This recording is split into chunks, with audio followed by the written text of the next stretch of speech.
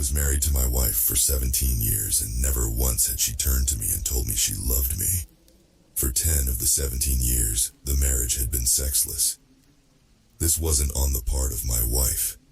She always had a high libido, whereas mine has always been low. I guess we just wanted different things when it came to sex. She wanted wild and dangerous sex, while all I wanted was passionate lovemaking between two people who loved each other. To be fair, we were two very different people when we met. They say opposites attract, and at the time I felt lucky to have found her. She worked as a psychologist and taught at a very prestigious university. I owned a small building company, and we met when I was contracted to do work in the building where she taught. The marriage wasn't always bad. At the start, she was amazing and tried hard to make it work, but it didn't take long for the differences between us to become a barrier. The last 3 years have been the hardest. The constant arguing meant we no longer shared a bed together. Whenever we do manage to be in the room together, the air is thick with a tension that is pressed down on every breath, filling the room with an unspoken weight. It had reached a point where the love I craved was no longer just a longing, but a gnawing hunger. When I first hired a sex worker, it started as a way to just feel the warmth of a woman. I wanted to feel like I was wanted and loved, even if it was a hollow performance. The first 2 times I hired a sex worker, it was just sex. It was nice and passionate at times, but it wasn't the sex I was missing. When I hired the sex worker the 3rd time, I made it clear I didn't want sex. I just wanted someone to hold me. It felt great, but it was still missing the emotional aspect, and that's when I came up with the idea for the flashcards. I hired the same sex worker every time. Gemma was considerably younger than me. She was the same age my wife was when we first met. Apart from age, the only other thing that resembled my wife was the color of her eyes. By our 4th encounter, Gemma knew what I was after, so when I pulled out the flashcards, she was happy to go along with it. You make me feel safe. Hold me tightly and don't let go. You're the best thing that's ever happened to me. I love you so much. Gemma was perfect. I didn't need to prompt her, and she knew exactly when to read the cards back to me. Her touch was warm and gentle, as if she could sense the weight of my loneliness, wrapping me in an embrace that felt both safe and electric. With each encounter, I felt more alive, as if she were breathing color back into my gray existence. My encounters with Gemma went from once a month to a couple nights a week. My need for love and validation became like a drug. I was hooked. The withdrawal was unbearable and left me feeling empty, like I had a dark void in my soul. There was a change in me that didn't go unnoticed by my wife. I started dressing differently. There was what you could call a pep in my step, especially around my wife. I won't lie, it started having a strange effect on my relationship with her. She was easier to be around, but I did suspect she knew something was up. The motel where Gemma and I met was a little more upmarket than the usual sleaziness and despair of a roadside motel. It wasn't 5 stars, but it did offer a certain discreetness. When the door opened, I was taken aback. Gemma stood before me, but it felt as if my wife had stepped into the room. She wore the same soft blue dress that my wife loved, its fabric hugging her figure just right, and her hair was styled in the same way, long and cascading with those effortless waves. Even her eyes seemed to shine with that familiar sparkle, making my heart race with a mix of longing and confusion. As she stepped inside, I noticed how she embodied my wife's mannerisms perfectly. The way she tilted her head when listening, the gentle laugh that danced from her lips, and the soft way she held her hands. It felt surreal, a haunting echo of my wife. My heart raced, torn between pleasure and a disquieting sense of unease. Was I still with Gemma, or had I somehow crossed a line into a disturbing fantasy? Gemma's uncanny resemblance to my wife sent a chill down my spine. The same blue dress, the exact haircut, and her mannerisms mirrored my wife so perfectly that it felt like a cruel joke. "How did you know to dress like this?" I asked. She smiled, tilting her head just like my wife. "I thought you'd like it. Don't you remember how much she loved this dress? My heart raced as a knot twisted in my stomach. Was this a coincidence? Or had she been watching us? I wasn't sure what to think, and I couldn't in good faith continue this charade. I have to go, I said as I quickly left. That evening, a fragile tension hung in the air as my wife and I sat across from each other at the dining table. She glanced up, her blue eyes searching mine, and for the first time in ages, I felt a flicker of something I thought I had lost. I've missed you, she said softly. Really? I replied. It was the first time in 10 years I heard even a hint of empathy from her mouth. She nodded as the tension in her shoulders slightly eased before she reached across the table and gently brushed my fingers. As we moved to the bedroom, an unfamiliar warmth washed over us as our barriers slowly crumbled. Let's forget everything for a moment, she said. That night she gave me everything I had longed for in our relationship. For the first time, I felt the affection I craved as we made passionate love. As we lay there in the sweaty aftermath of our lovemaking, I reveled in the closeness. But that was quickly shattered when my wife started echoing the same phrases from the flashcard I had Gemma recite. I lay there stunned, my heart pounding as her words echoed in the darkness. You make me feel safe, she whispered. How could she know those exact words? My mind raced as I pulled away slightly, the intimacy suddenly replaced by a chilling unease. I shrugged off the previous night as a strange coincidence, convincing myself that I was overthinking things. My wife had simply said the right things at the right time. Nothing more. The next evening, I decided to sleep in the spare bedroom, seeking solitude. Sometime during the night, I was jolted from my sleep as I felt a familiar warmth. Opening my eyes, I froze. Gemma was lying beside me. Her arms were wrapped around me in a tight embrace. A chilling feeling of dread crept up my spine as I looked around the room. All the flashcards I had made for our encounters were now nailed to the walls of the room. You make me feel safe, she whispered, repeating each phrase like a ritual, her voice eerily soft. I couldn't handle it anymore. The flashcards, the strange way my wife had been acting, the eerie resemblance Gemma had started to take on, everything felt like it was closing in on me. I needed space. I needed to breathe. So I went to the motel, the same place where I had met Gemma before, back when things were simpler, back when I thought I had some control over my life. I'd barely settled in when I heard a knock on the door. My heart stopped. I wasn't expecting anyone. Reluctantly, I opened it, and there she was, Gemma. But something was off.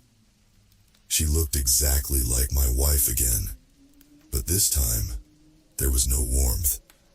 Her eyes were cold, just like the way my wife used to look at me when we argued. You couldn't stay away, could you? She said, her voice dripping with venom. Gemma, why are you doing this? She stepped inside, not waiting for an invitation. Gemma, is that what you call me now, you pathetic little man? The words hit me like a punch to the gut. That's exactly how my wife used to talk to me in our worst moments. You think paying for affection makes you a man. You think a few nice words on flashcards are enough to fix your sad, broken life, she said in a cold, unrelenting tone. Stop it, I said, shaking. She ignored me, walking further into the room. You've always been weak. That's why she can't love you. You disgust her. Shut up, I shouted. You're worthless. You were never enough for her. You'll never be enough for anyone. I snapped. The words, the look in her eyes, the way she embodied everything my wife had said and done to break me over the years. It was too much. I lunged at her, shoving her hard. I didn't mean to hurt her. I just wanted her to stop. But she stumbled back, tripping over the edge of the coffee table. Her body crashed through the glass as I stood there, frozen in horror as she lay motionless on the floor, blood pooling around her. What have I done? I thought to myself. I rushed over to her, but she wasn't moving. The blood was everywhere, glistening under the motel lights. I didn't know what to do. My mind was spinning out of control. In a haze, I dragged her into the bathroom, laying her body in the tub. My hands were shaking as I wiped the sweat from my forehead. For a moment I thought about walking away and leaving her for the cleaning staff to find. I couldn't think straight. Couldn't focus. I needed help, so I grabbed my phone and dialed 911. There's been an accident. Someone's hurt. The police arrived quickly, faster than I expected. I led them to the bathroom, trying to calm my racing heart. I was shaking as I opened the door to show them the body, my mind already running through every possible scenario.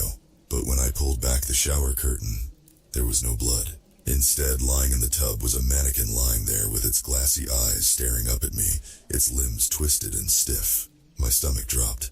Pinned to its chest and limbs were all the flashcards I had given Gemma. You make me feel safe.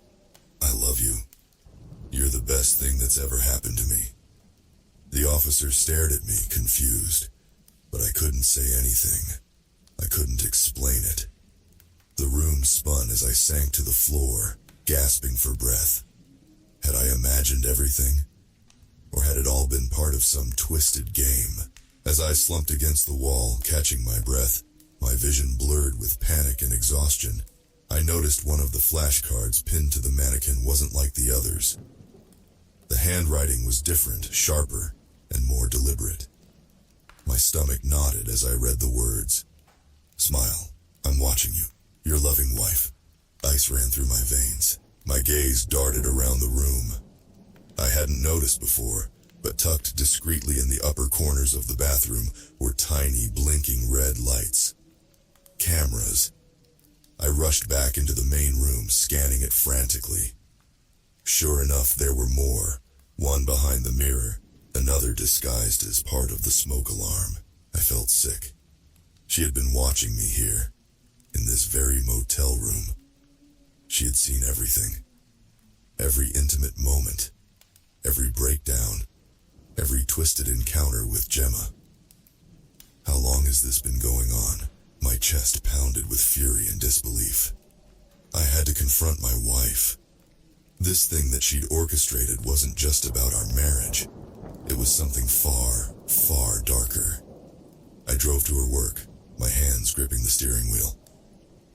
When I arrived at the university, I stormed into the building where she taught, not caring about the stares or whispers, as I pushed my way toward the lecture hall. My heart pounded louder with each step. I couldn't think straight. I couldn't focus on anything except getting to her. I flung open the doors to her lecture room. The room was full of students, all women. And there, front and center, sitting with perfect posture, was Gemma. But she wasn't just any student. She was sitting at the front like a prized pupil, fully engrossed in what was happening on the projector screen. It took me a moment to register what I was seeing. On the screen were videos of me, of us. Every humiliating, intimate moment of our marriage playing out on the screen. My heart sank as I saw flashes of our arguments, the loveless years, and then the nights I'd spent with Gemma. My wife stood at the front of the room, dressed impeccably as always, her cold eyes gleaming with satisfaction. She paused the video and turned to face me with a smile that sent chills down my spine. The entire class turned to stare at me as well. "Welcome, darling," she said. "I didn't expect you so soon, but it's a perfect time for a demonstration." "What is this?" I growled. She gestured to the screen casually, like she was explaining a case study. "This, my dear, is the culmination of years of work. A deep dive into the male psyche, specifically the fragile male ego and toxic masculinity." She smiled, but there was no warmth in it, only malice. "And you, my love, have been the perfect subject." The room was filled with murmurs of agreement from the students. Some took notes. Gemma's eyes locked onto mine, but they were no longer soft or inviting. They were cold, complicit in this twisted charade. "You set this all up? The cameras, the flashcards, Gemma?" My wife tilted her head, her smile widening. "Of course. Every part of your life, your marriage, your infidelity. I curated it all. I needed to break you down, to strip away every false layer of self-worth, until only the truth remained. That's what this experiment was about. What better way to understand a man's breaking point than to use his own desires against him?" I stumbled back, bile rising in my throat. "This is sick," I cried. I felt like I was going to collapse. Every intimate detail of my life had been exposed, dissected, and turned into a study. Every word, every flashcard, every moment of my desperation, it had all been for her amusement, for her research. The students were all watching, some amused, some intrigued, and others looking at me like I was nothing more than a pathetic creature beneath their feet. I couldn't breathe. My world as I knew it had shattered. My wife wasn't my partner. She had been my tormentor, my puppeteer, and I had danced right into her hands. Everything I thought I controlled had been orchestrated by her in the most cruel, calculated way. "You're a monster," I whispered, my voice trembling. My wife's smile widened. "Oh no, darling, I'm a scientist."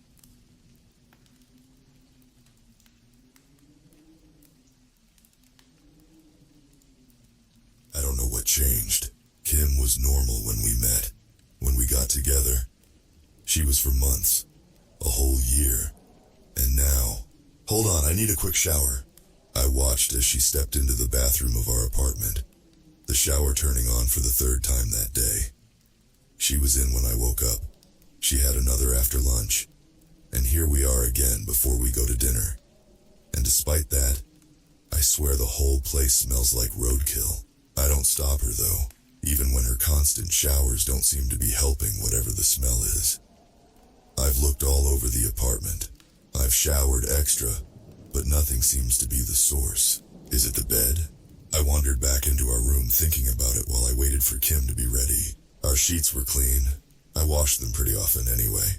They weren't stained. Kim hadn't said anything about the bed, let alone the smell to begin with, even denying it when I brought it up. I considered that I might just be going insane until I spotted something in the sheets. A worm? It looked like there was a worm sticking out of Kim's pillowcase. My brow furrowed as I lifted up the pillow to check it, watching it fall out and hit the bed. My face contorted in disgust. It was dirty, as I guess worms always are. I grabbed a tissue and picked it up, going and loosely tossing it out the window since I wasn't sure what to do with it. Go decompose something that actually decomposes. The shower turned off down the hall, so I tried to brush the thought off and went to meet her. Kim stepped back out of the bathroom after another few minutes, grabbing a scarf and wrapping it around her neck, giving me a chuckle. "It's only in the 60s, you really that cold?" Kim gave me a bemused sort of look. "Sorry, we can't all be little snowbirds. Come on, we've got a reservation." "You can't pull the Californian card when it's barely below room temperature outside." I nudged her playfully as we left the apartment, heading downstairs and out to my car. It almost felt like my elbow went into hers, sinking into her skin ever so slightly, but I wouldn't be able to tell that under her sleeve. Too bad, pulling the Californian card. She hopped into the passenger's seat, subtly massaging where I'd elbowed her. Again, still, I brushed it all off, thinking I was imagining things and blowing them out of proportion. A molehill is only a mountain if I'm looking at it from an ant's point of view.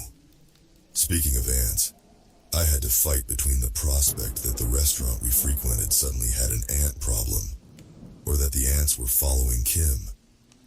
They stayed away from my side of our table, but they crawled all over hers, across her hands and through her food, burrowing into it and her very pores before me. She got up constantly for the bathroom, something about how her new diet was messing with her bladder, but I noticed what it really was.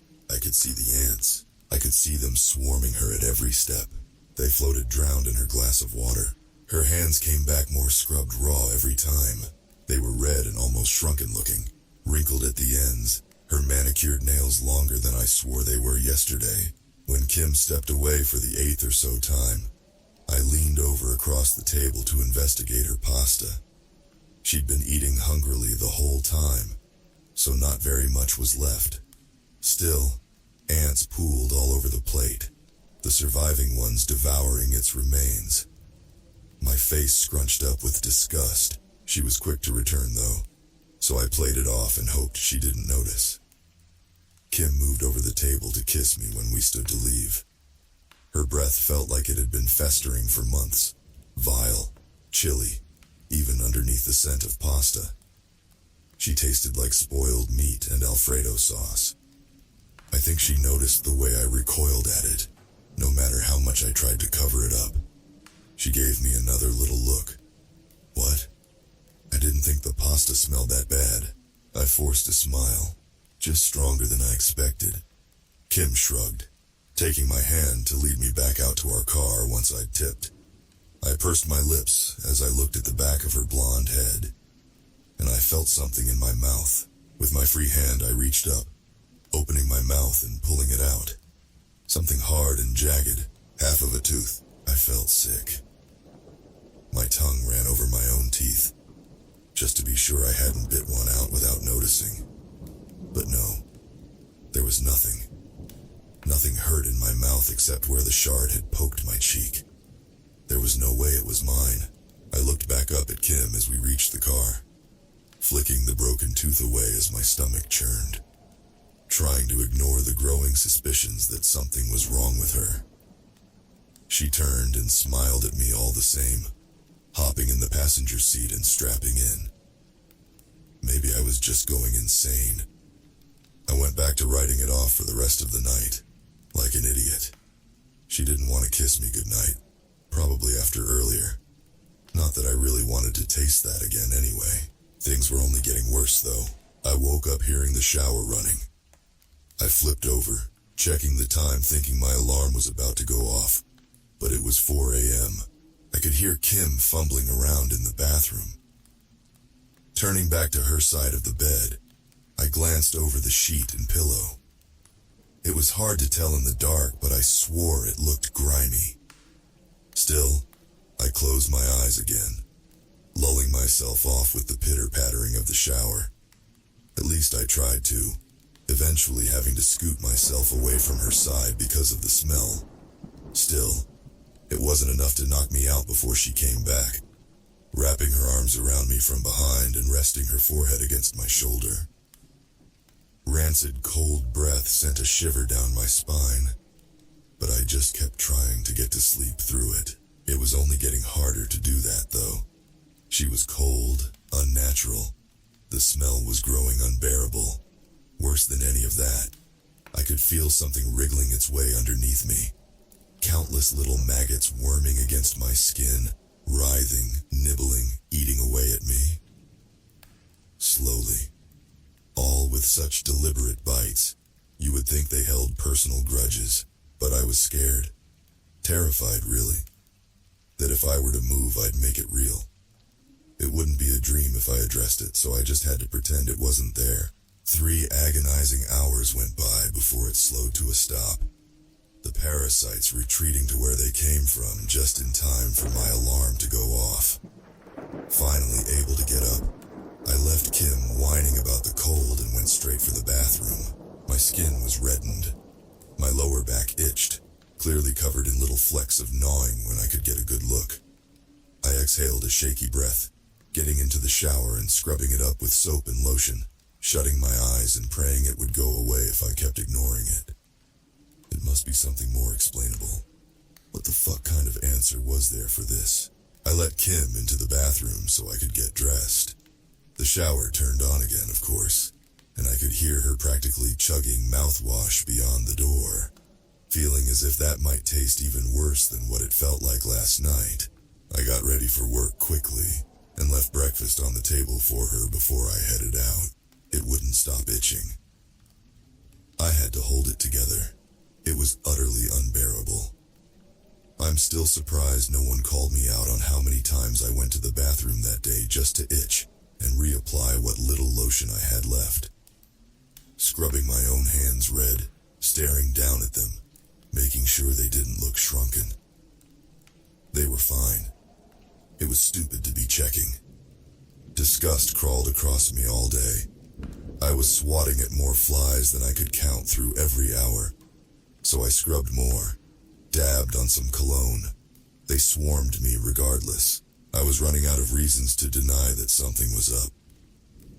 On the drive home, I considered my options, how I could possibly approach the question. I had to.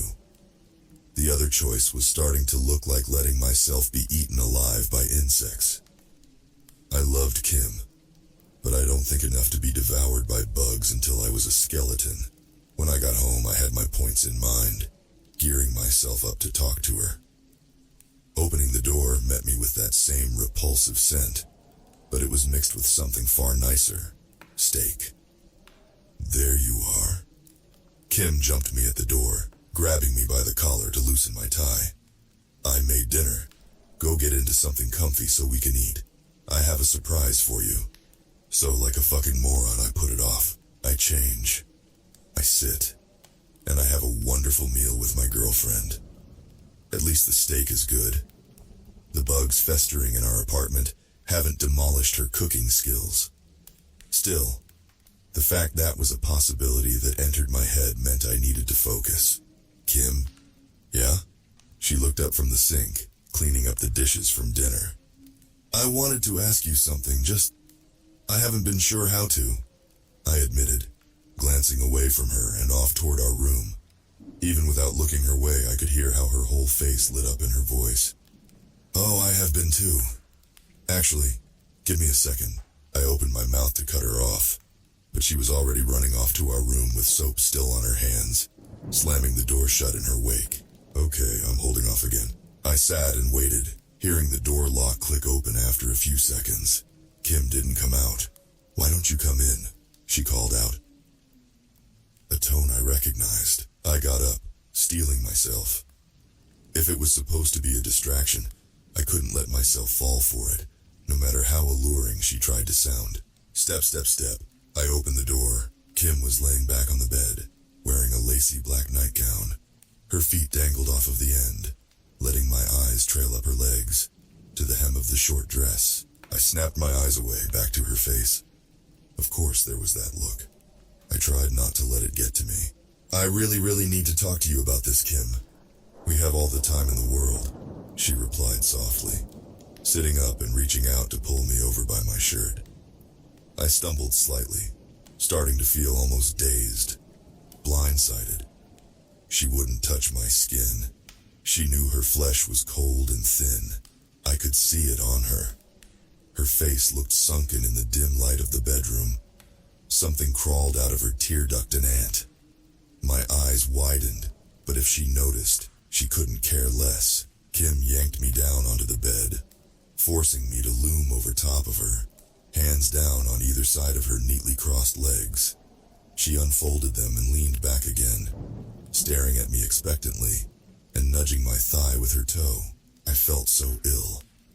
My hand almost moved on its own, resting on her side, slinking down to lift her nightgown. But as it did, I froze up, horrified at what I should have been expecting since I got home. Insects squirm in and out of her stomach, of everything below. Maggots worm in and out, spilling down her body, feasting. I gagged on the smell, that revolting stench of rot, staring in disbelief at the fungus growing out of her rotting meat. She lifts a thinning hand, placing it on my cheek, another maggot wiggling its way out from beneath her fingernail. I felt like I couldn't move. Only shaking breaths kept me alive. How it felt my heart had stopped with the rest of me.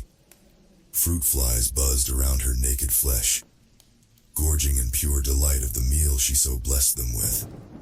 With her other hand, she took my own, moving it towards the festering mess. It's okay, she cooed. I should warn that they bite, but that pain doesn't last. It feels wonderful, I promise. I tried to open my mouth, but my body wouldn't let me. Kim's hand cradled my face as she spoke, continuing to guide my hand through the infestation that her body had become. They like how you taste. Do you want to deprive them of that? Deprive me of it? I could barely get my lips to part.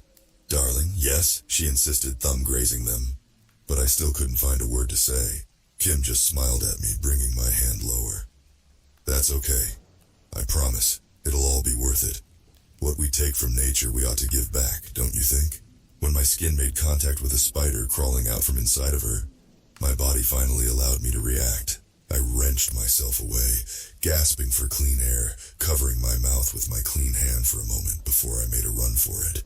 I heard her call out, trying to scramble after me, but I didn't look back. I ran out the door with all I had, barely taking the seconds to grab my keys and wallet.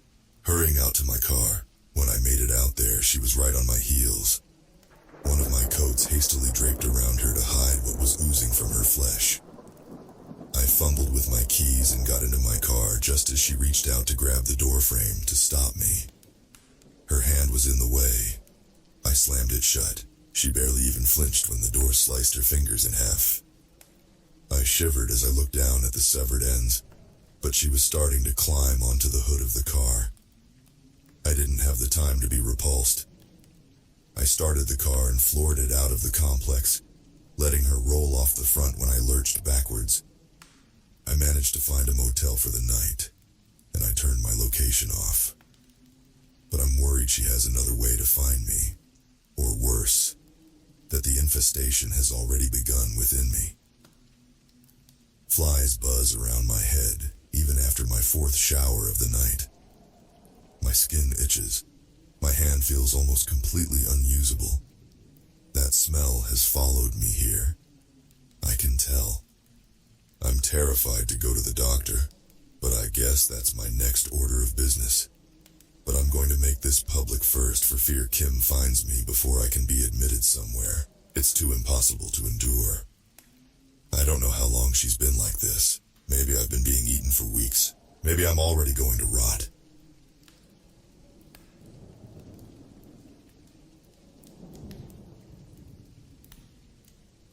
If you met me on the street and asked me what my job was, I would tell you that I work from home consulting for an industrial laundry company. That is, after all, the cover story I have been provided with. The reality? My job is even simpler. Every Friday night I dress up nice, report to a certain theater downtown, have a seat, and watch a performance. That's it. All it takes is a couple hours out of my week, and I end up making 6 figures a year with every benefit you could possibly ask for. I know. It sounds too good to be true. Pretty much anybody on the planet would kill to have a job like mine, at least perhaps until they find out just what kind of performances I'm made to attend. Before I start, though, I need you to keep in mind that I'm a good person. I donate thousands to the Rainforest Fund out of every paycheck, and me and my kids volunteer at the food bank weekly. I'm a devout believer, and I'm going to heaven when I die. After all, I myself have never hurt anybody, never raised a hand to injure any living soul. How could you possibly call me a sinner when all I ever do is watch? It started about 3 years ago when their job offer found me when I was at my most desperate. All I was told was every Friday night, I would attend a performance at my city's fanciest theater. That was it. I was baffled at first. What the hell do I know about theater or ballet or orchestras? Had they gotten me mixed up with some big-shot critic? During our talk on the phone, however, they politely reassured me that no critical ability would be required. All we ask, they said, is for you to be there to bear witness. Everything about it screamed scam, but I figured, what the hell? Worst case scenario, I listened to a pitch for some MLM or timeshare, politely decline, and then walk out with some pocket money. I was baffled when I pulled up to the theater. Dozens, maybe even hundreds of people were streaming in, all in nice suits and gorgeous gowns. I'd thrown on the fanciest clothes I could afford, yet I still felt severely underdressed. The theater was totally rented out by my employer, and only my fellow co-workers were allowed in. How much could it have cost to hire such a massive crowd just to attend this one performance? Who could possibly bankroll something like this? I tried to empty my mind and simply merge into that human tidal wave flowing through the doors. Every staff member was dressed in a refined all-black suit, with black tie and undershirt, to the point they seemed to darken the air around them. Each wore a white comedy mask, the neoprene stretched into a grin of perpetual laughter, which struck me as almost mocking. They demanded that we hand over all electronic devices, even patting us down and running a metal detector over us.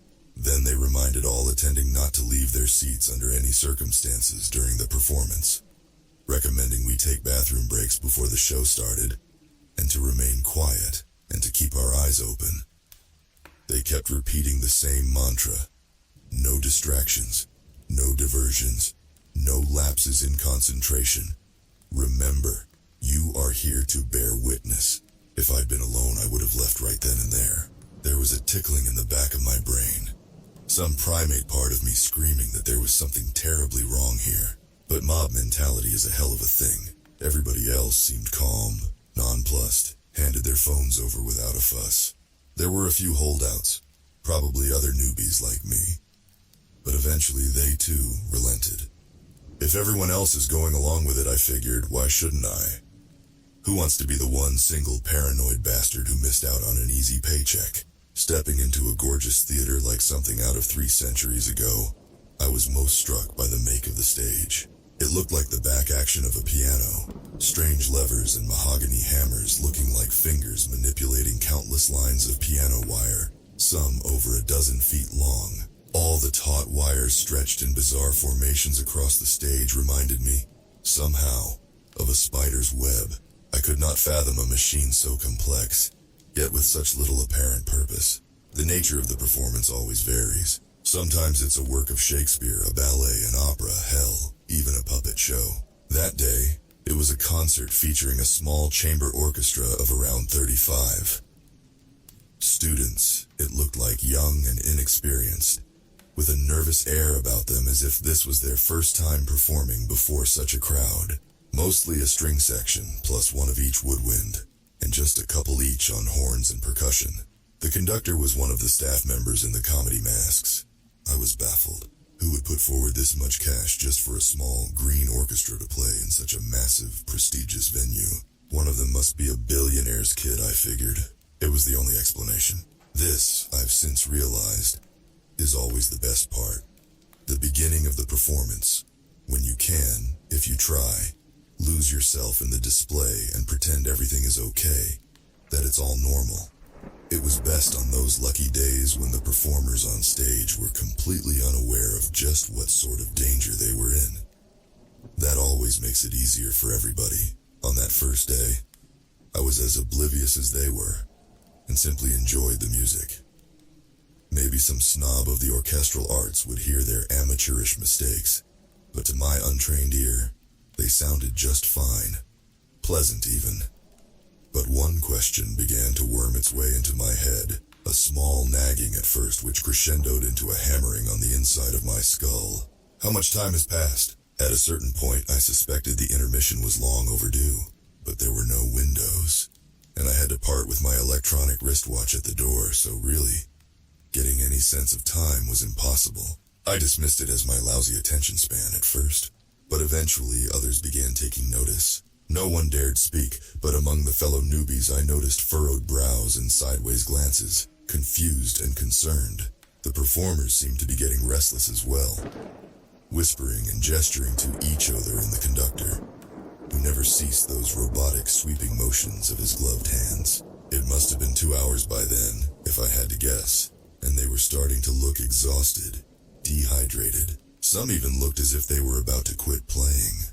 Continue performing. In a moment, all of the piano wire loudly reverberated and stretched taut with the movements of those mechanical contraptions on stage, as the whole thing bristled and tensed as though it were a living thing, and that voice, cracking like thunder, seemed to emerge from the stage itself with a mechanical roar, like the grinding of metal on metal.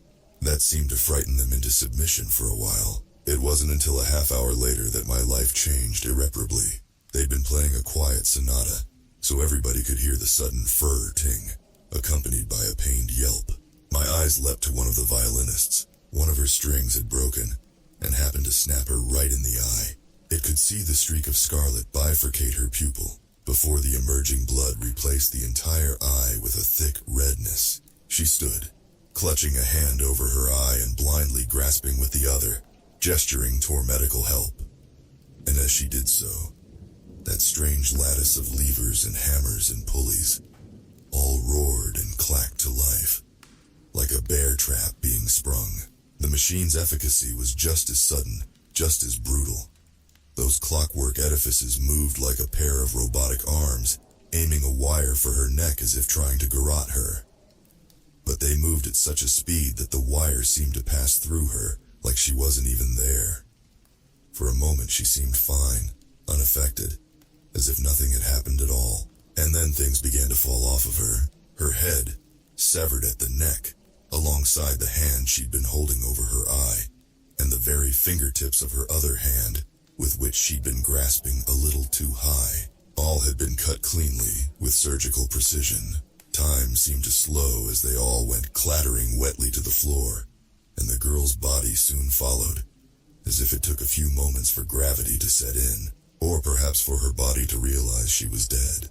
It happened so fast. It was hard to be properly horrified. It was more like awe, maybe. Everybody stared at the chunks of meat that had once been a promising young woman with hopes and dreams. That spider web of wires was still rumbling and shaking all around them, and the mechanical voice roared once more. Continue performing. They were given no further warnings. A few of them jumped from their seats out of sheer instinct, not even thinking. None of them made it more than a step before the wires divided them in twain. The rest just kept playing exactly as they had been, as if their brain froze up at what they'd witnessed and simply ran on autopilot until their faculties slowly returned to them and they realized that this instinct had saved their lives. Where once beauty filled the room, now the orchestra had been reduced to a discordant sound, like a long shuddering whine, like a mocking parody of music. They gripped their instruments with trembling, sweaty hands, playing just well enough to avoid stoking the ire of those quivering wires stretched taut all around them. They realized gradually that they were allowed to speak. Immediately they began wailing hard enough almost to mercifully drown out that dismal cacophony that was once music. Some begging and pleading with the staff, others screaming out threats, be they legal or physical. Nothing they said could shake the masked men and women in the slightest. They stood at order like statues, unflinching. Realizing this, they turned their attention to us, a wall of red, weepy eyes scanning the crowd for any hint of mercy, begging us to band together against the staff, calling us all sick bastards for just sitting there and watching them die. A blonde woman on violin had the most genius and cruel strategy of all. She merely began telling us about herself, everything she could think of, poured out in between sniffles and tears. My name is Vera H. Hayes. That's my husband over there. She gestured to a dark-haired man on drums. He'd been the quietest of them all, seeming to be saving his strength. We have a little girl. She's 8 years old and she loves her mama and papa. Her name is Lucy. See, she loves horsies, and I was saving us to maybe give her riding lessons one day. I desperately wanted to cover my ears but knew it would be against the rules. Why can't she just shut the hell up? I thought bitterly, grinding my teeth. I truly hated her more than I'd ever hated before. But why? Some dim remnant of my reason asked. She's a victim here. She's done you no wrong. But, I realized, I hated her because she kept reminding me she was human, reminded me of what I was doing to her. What we all were doing to her, sitting here in complicity. And it almost worked too. I almost resolved to save her. But then came the boom of a gunshot from far behind me. The shot had come from one of the tragedians standing amid the upper gallery, I was certain. I almost made the mistake of looking back. Instead, I kept my eyes locked forward, and merely imagined who it was that just had their brains splattered across their seat. Had they snuck a phone in and tried calling 911? Had they tried making a break for it? Or maybe they just couldn't take it anymore, and made the fatal decision to look away from the horror. I tried to distract myself by studying the impossible mechanism animating the blood-soaked piano wire. I couldn't figure it out. It was an impossible machine, existing in defiance all basic laws of geometry, and seemed to have no means of controlling it, instead operating automatically with some malign intelligence. Perhaps it was an extension of whatever creature composed the stage itself. It was a living thing, of that much I was certain. It breathed beneath the performers, and their blood soaked into its floorboards in moments, as if consumed After some hours, the orchestra had gone quiet, having screamed themselves hoarse. I couldn't imagine being in their shoes. Even just watching them perform was a test of endurance.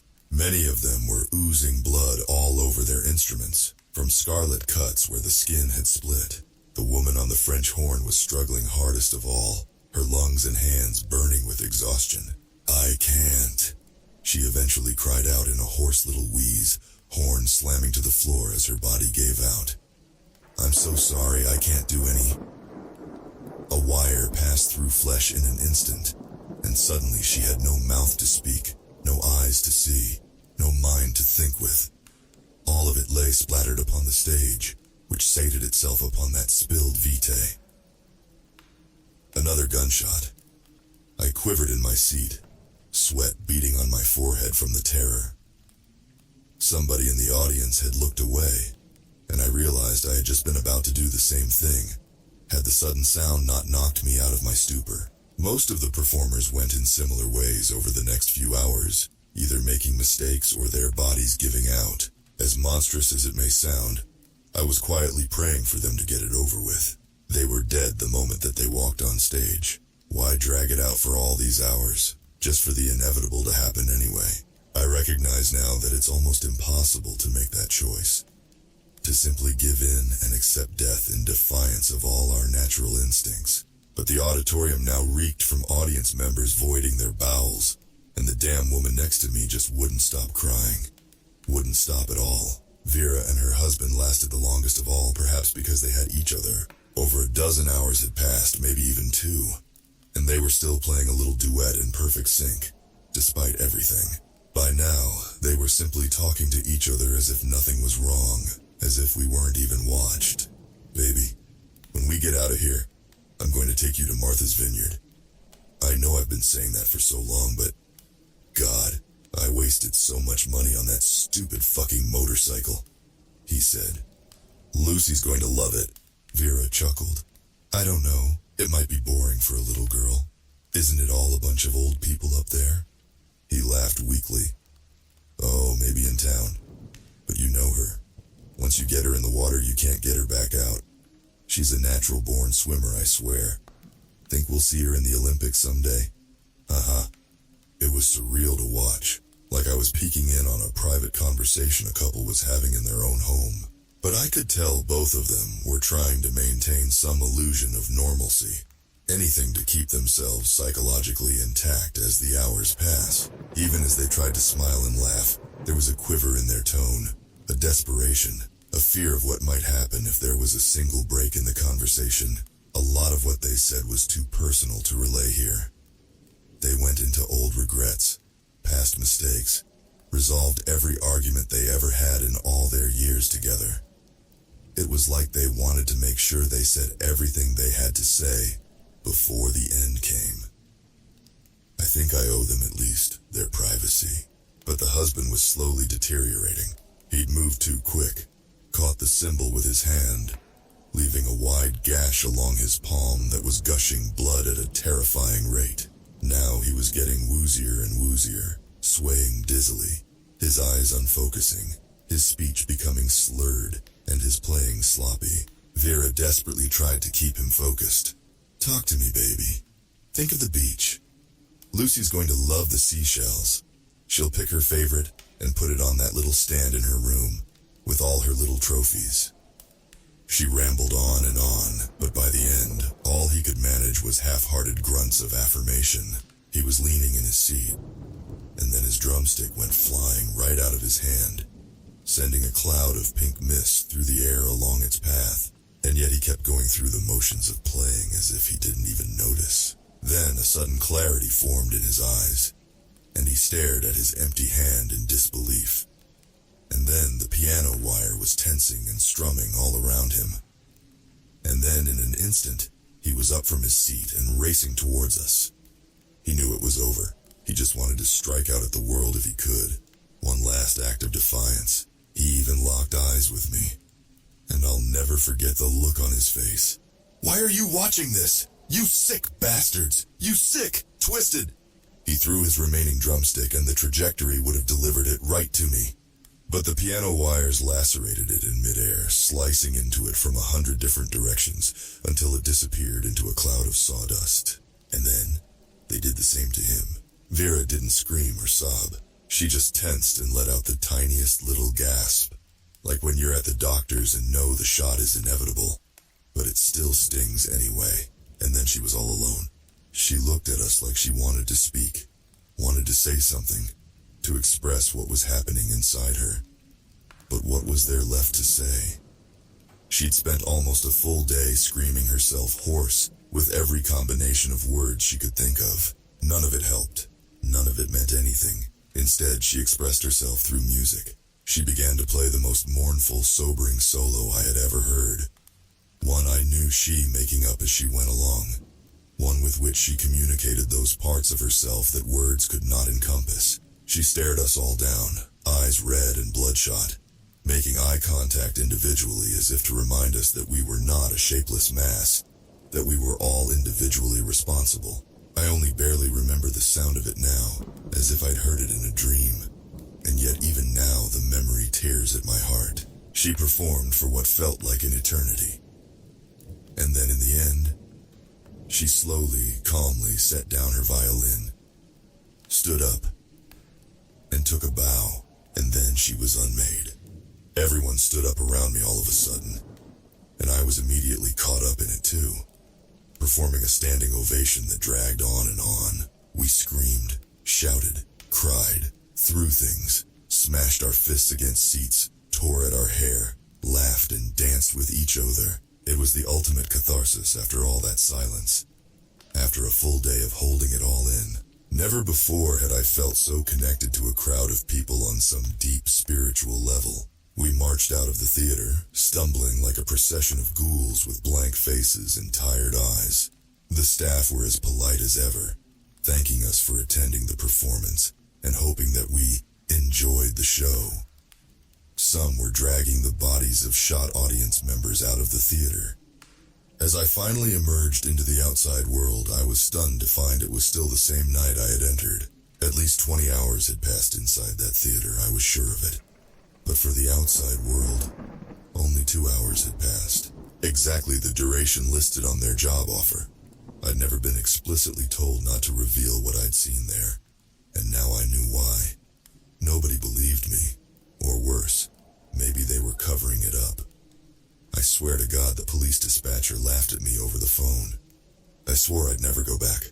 I'd been part of something evil, something unfathomable, and it would haunt me forever. But the next year was one of constant desperation. Debt climbing as job opportunities declined at equal rates. I held out for about a year, but eventually I gave in. And to my horror, the next performance was easier now that I knew what to expect. And then the next was easier still, and the next. The performance is always different, but the end result is always the same. I have to remind myself that I'm not culpable for what they're doing there. All I do is watch. We watch people die every day, in the news and online. People suffering horrible fates, often in places our own countries help to destabilize. How are my actions any different, really? We all have to accept that terrible things happen in this world, and all we can do about them is either look away, or look the horror right in the eye. Is choosing to look away more moral, or is it only more cowardly? And besides, wouldn't it be worse for them if there wasn't an audience? If they had to die there in the dark, alone, no one seeing, no one caring, no one remembering. After all, someone has to bear witness.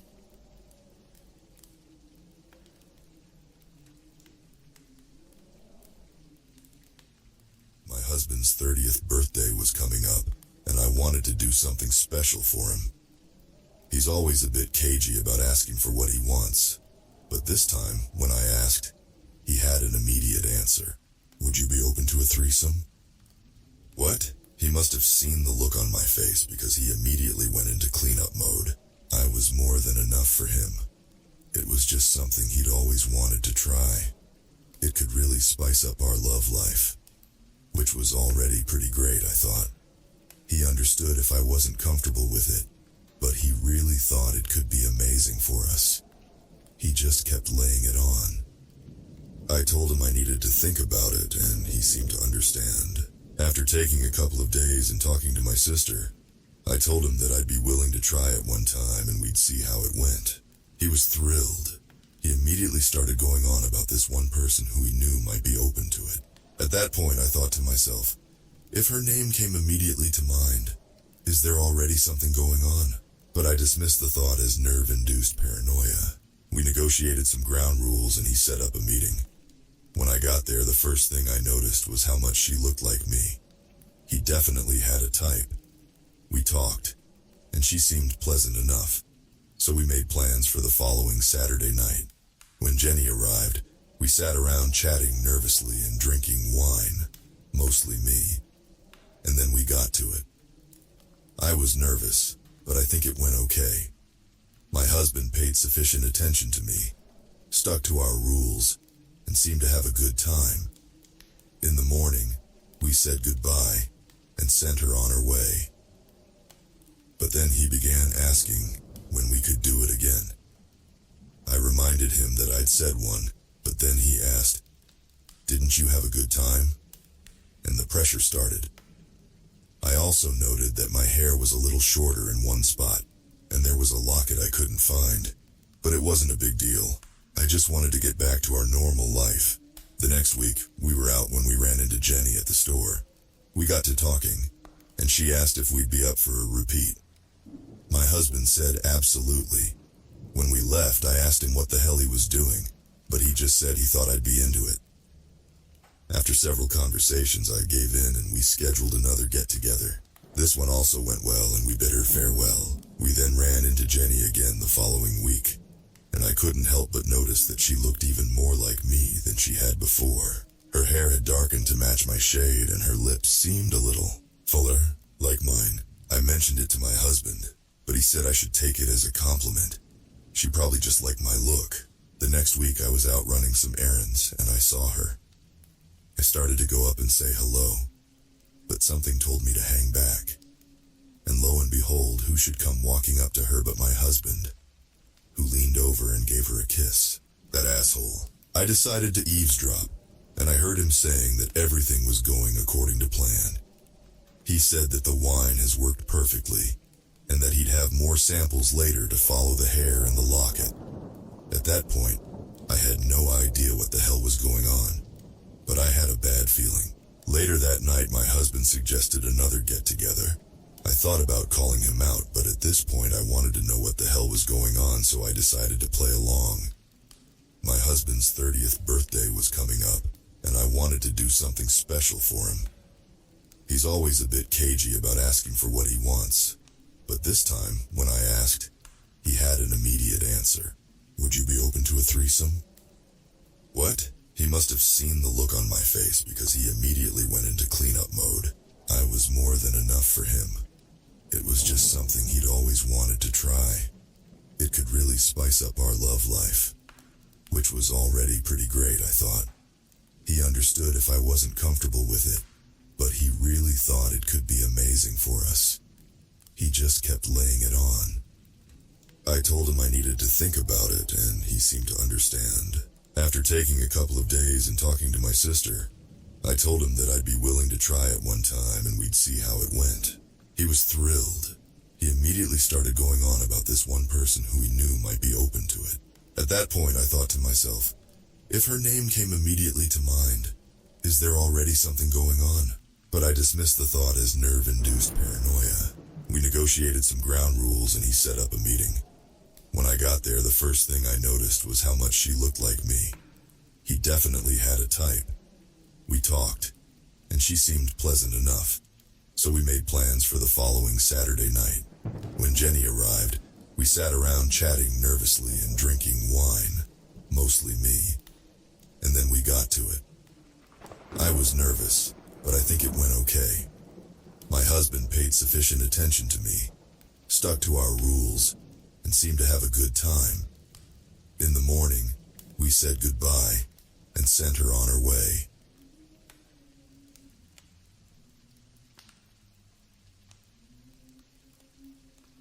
I'm sitting here trying not to feel foolish, too scared to leave my bedroom.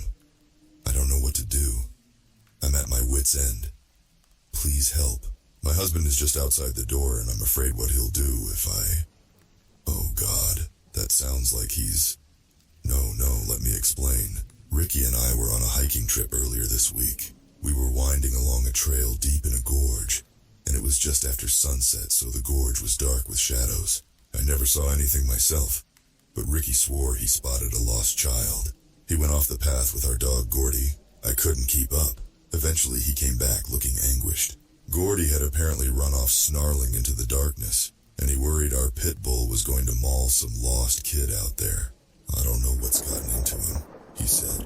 Gordy is a good dog most of the time, but he can be aggressive with strangers coming to our home. It wasn't completely outside the realm of possibility for him to bite if he thought we were threatened, though it seemed odd a child would trigger that response. I pressed my husband for a description of this child, and he admitted he didn't get a good look, but said he thought the kid was naked, and that he mostly thought it was a child because he heard talking. I suggested he may have heard a baby deer or other animal.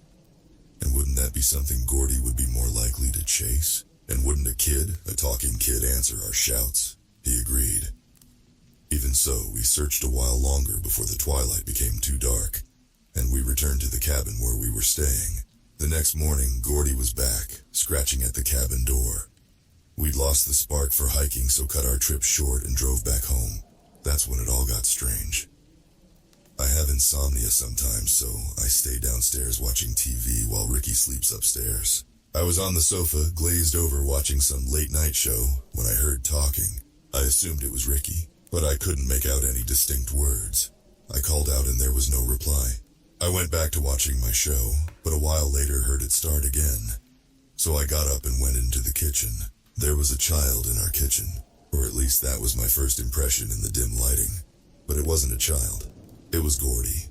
Our dog was standing on his hind legs, just standing in the middle of the room, shoelaces of drool dribbling from his jaws, and he was making these grunting sounds. He stopped the moment I came in, and he was back on all fours again, looking at me. When I told Ricky, he said I must have been seeing things. But I'm telling you, the dog was on his hind legs trying to talk. Next morning, Ricky kept teasing me about Gordy and saying stuff to our dog like, "Hey Gordy, grab me a cup of coffee, would you?" Or, "Hey, can you answer the phone for me?" Gordy would just stare at him. Honestly, he was still acting a little strange. But after Ricky's teasing, I was done worrying about the dog, so I left for work. I was on lunch break when I got the text from Ricky. "Ricky, heard talking, thought it was you but just found Gordy downstairs." Ricky, "Something wrong. He's making weird noises and think he's got mange. He's losing some skin." Ricky, OMW to vet. I called, but Ricky never talks on the phone while driving, so it didn't surprise me it went to voicemail. I texted him to call me after he got to the vet. After work I checked my phone. Ricky hadn't texted. On my drive home I tried calling multiple times to no answer. Ricky was not home. Most vets close by 6 p.m., so where was my husband? I checked his location on my phone, and to my surprise, he wasn't far at all, maybe 10 minutes away. So I drove out there. It was on a country road, the route we take to the emergency vet, and at first I didn't see his car anywhere. I finally found it when I noticed some of the grass flattened beside the road and that his car had veered off into a ditch. By now the sun was setting. I noticed the driver door open and muddy footprints. Ricky's phone was in the passenger seat. I followed the tracks, but they vanished in the grass, and I walked around calling for Ricky and stopped when I found Gordy, or rather, what was left of Gordy. I should have taken a picture, but I was so distressed. It was our Gordy, but it was like something had split him in half, like those pig carcasses you see hanging from meat hooks at slaughterhouses. I could count his ribs. I called the cops. They came out and examined the scene of the accident. But after looking at the footprints, concluded it was only Ricky who'd been out here. They seemed to suspect my husband must have done this to Gordy, even though I told them Ricky had been on the way to the vet. I started to tell them about Gordy's weird behavior the night before, but that really made them skeptical. I wanted them to go full crime scene and tape off the area and take photos, but apparently that kind of investigation is not done for dead dogs. When I came home, I was exhausted and upset. I saw lights on in the house. Relief washed over me because that meant Ricky was home. But when I opened the front door, the first thing I noticed was the dirt tracked inside. Ricky and I always remove our shoes when entering. Also, I could hear him talking. But it was just like Gordy the other night. Talking but not talking. These odd syllables. Like someone mimicking the act of talking. All of this chilled me to the bone as I crept around the corner so I could see him in the den, standing there, unnaturally stiff and straight, sort of swaying. I called, "Honey?" His gibberish immediately ceased. His head turned, and I swear, it was like he reached up and folded his skin over his face. Like a sticker that has started to peel at the corner and that he smoothed back into place. I heard him say, very clearly this time, "Honey, I ran. I ran upstairs to our bedroom and slammed the door and locked it." I could hear him roaming around outside. Occasionally he called for me. "Honey," I dropped my phone in the hallway. I was too scared to go and grab it. Instead, I stayed hidden up here, listening to the sound of the TV downstairs. At one point, the news anchor said, "Reports of sunny weather coming up." And I heard Ricky's voice, clear and distinct. "Sunny weather coming up." Then he cleared his throat and called loudly, "Honey, reports of sunny weather coming up." Every so often he came up to try a new phrase on me. The last time he came upstairs, I was sobbing and yelled through the door, "What about Gordy? What the fuck happened to Gordy?" He laughed. A weird high-pitched laugh that sounded just like a laugh from a woman on TV. Not at all like his normal laugh. And he said, "Gordy's fine, honey. Gordy's fine." "My name's not Honey," I shouted back. "Call me by name. You know my name. It's Judy." "Open the door, Judy, honey," he said. "Judy, open the door!" But my name's not Judy either. It's Claire. Judy is his mother's name. Whatever is down there wearing my husband's face. It's far, far too clever, the way it tried to quickly reassure me. And I know I have to call the police and tell them something's wrong and that if they interview him, they'll see he won't be able to answer correctly. They'll realize something's not right. I finally managed to creep out and grab my phone and sneak back in while he was still watching television. But now I'm terrified because right after I scurried back in and locked the door, he came up, he must have heard me, and he knocked. And I am so chilled. I'm not sure if I can convince police of the danger now, because this last time, after he so very politely knocked, he said, "Honey," he said it smugly, confidently. "Honey, open up. Everything's fine. Claire, honey, open the door, Claire."